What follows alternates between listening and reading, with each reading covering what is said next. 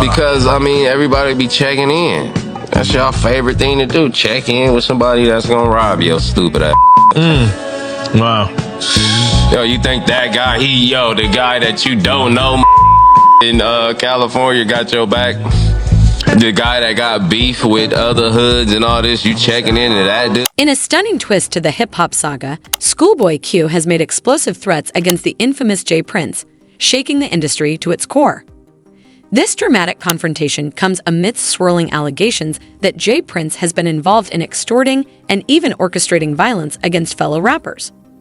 As Schoolboy Q's defiant stance grabs headlines, it raises the stakes in an already turbulent world of music and power. But what exactly lies beneath these bold accusations?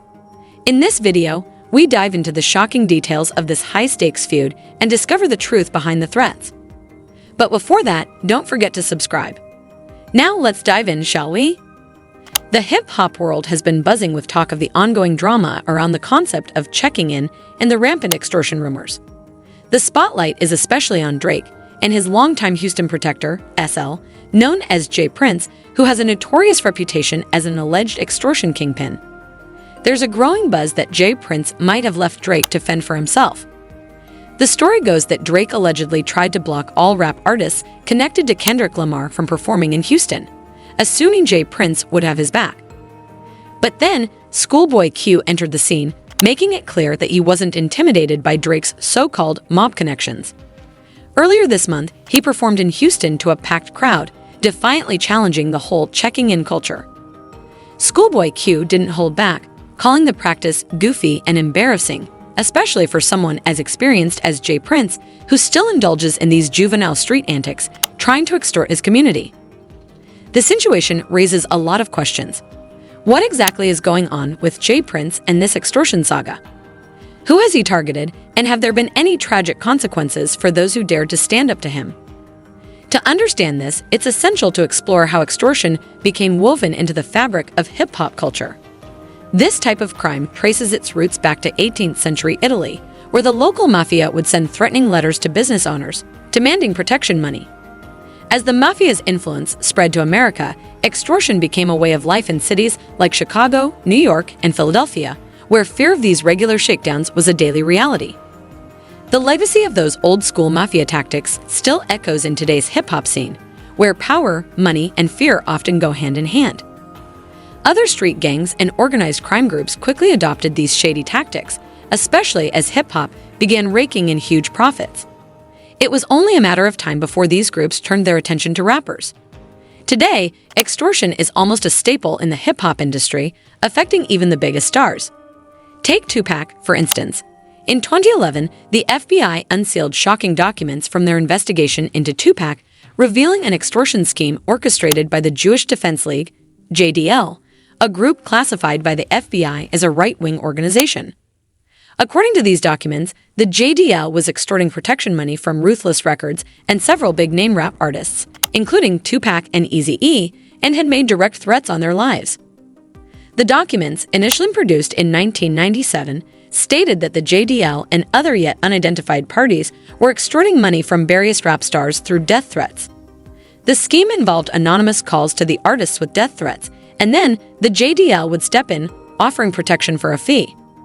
Reports indicated that Eric Wright, also known as Eazy-E, who owned Ruthless Records, was a victim of this extortion scheme before his death from AIDS. The group allegedly targeted Tupac Shakur before his tragic demise in Las Vegas, Nevada. Fast forward to the present, and many Black American street gangs have turned extortion into a reliable income source by targeting rap artists. These gangs demand that rappers check in when they visit their city to ensure they can move around safely without being harassed or worse. In exchange, rappers receive a free pass to navigate the streets, while locals earn money through security fees or by opening for the big names. Now let's dive into some real examples that show even the biggest stars aren't safe from this kind of street pressure.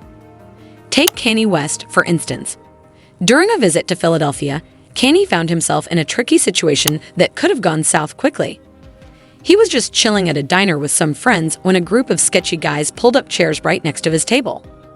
The strange part, they weren't even there to eat. They were just sitting there, watching. Sensing something was off, Kanye discreetly hid his jewelry and tried to keep a low profile. But the tension in the air was thick. Fortunately, Beanie Sigel, known as the Broad Street Bully, got wind of the situation and quickly stepped in to help. Beanie didn't get a direct call from Kanye, but somehow the message got to him and he knew something wasn't right. He showed up, ready to handle whatever was about to go down, making it clear that nothing was going to happen to Kanye as long as he was around. When asked about the incident, Beanie confirmed that Kanye wasn't just being paranoid. Those guys were definitely up to something. They had pulled their chairs right up to Kanye's table, and they weren't touching their food. In fact, the food on their plates was left cold and barely eaten, as if they were just waiting for the right moment to make a move. The situation was tense, and it was clear that something serious was about to happen. But thanks to Beanie's quick response, whatever those guys had planned for Kanye was stopped before it could escalate. It was a close call, proving that even A-list celebrities need to stay on their toes. When things heat up, it's all about standing your ground. Upon arrival, Beanie Sigel knew the situation was serious. Kanye, trying to stay low-key, had tucked away his jewelry, but Beanie wasn't having it. He pulled up a chair, told Kanye to take his chain out, and made it clear that they weren't backing down. That Rockefeller chain wasn't just an accessory. It was a symbol of their bond, their brotherhood. For anyone to take something from Kanye back then would be like taking it from Beanie himself. They were family, rock life familiar, so letting that slide wasn't an option. The guys who were trying to intimidate Kanye quickly got the message when Beanie stepped in. As expected, they backed off, realizing they were up against someone who wasn't going to let anything happen to his brother. It was more than just a standoff. It was about respect and loyalty, and Beanie made sure everyone knew where they stood. Now, shifting gears to Detroit, a city with its own rules. The Motor City operates under Trick Trick's infamous no-fly zone. During an appearance on the Drink Champs podcast, Trick Trick laid out the law. Any rapper rolling into Detroit better show respect and pay their dues or face the consequences. The no-fly zone was born out of frustration with how record labels treated the city. Back in the day, record labels would send artists to Detroit, charging local performers to open for them, despite these local acts bringing in crowds of 20, 30, 50 people who paid to get in. It was a one-sided deal where the locals were contributing to the revenue but weren't getting their fair share. Trick Trick decided enough was enough, setting the standard that if you're coming to Detroit, you better respect the city and its people. When the issue kept recurring with the younger guys, it became clear they were just doing it because they had money. They were essentially paying to perform on their own stage, which didn't sit right with the locals. This wasn't just about money. It was about respect, especially when the radio stations and events like Summer Jam started sidelining Detroit artists. These events didn't feature local talent as much as they should have, instead bringing in artists from everywhere else, while Detroit's own were charged just to perform in their own city. This was unacceptable. The decision was made to put a stop to this. The only entertainment in Detroit was going to be what came from within the city. The focus shifted to nurturing and promoting local talent, getting acquainted with the artists around the corners, and only letting outsiders in one at a time. If anyone violated this unwritten rule, they'd face the consequences. No one learned this lesson better than Rick Ross. Back in 2014, Ross was set to headline a Summer Jam event in Detroit, but his plans were abruptly halted by the local enforcers of the no-fly zone. Ross's entourage was confronted by 100 locals, making it clear he wasn't welcome. Word spread that Ross was seriously spooked, although he later denied any of it, claiming he was free to come to Detroit whenever he wanted. When asked about the incident, Ross explained that his team never even made it to the venue. He clarified that there was no confrontation between him and the locals. Ross stated that someone had locked the gates to the venue, blocking his entourage from entering. He emphasized that it was a peaceful situation for his team, who arrived ahead of him and weren't even aware of any problems. Despite the rumors, Ross insisted there was no encounter with the local enforcers, and the situation was blown out of proportion by the media. The promoter's job is to ensure that everything runs smoothly and safely, so when issues arose, the promoter suggested heading to Greektown Casino to let things cool down. That's exactly what happened. They retreated to the casino and laid low. Later, rumors began to swirl, claiming that a mob gang was involved in the incident, but that couldn't have been further from the truth. For an entire day, it was expected that someone would step forward to set the record straight, but no one spoke to MMG, leaving the rumors unchallenged.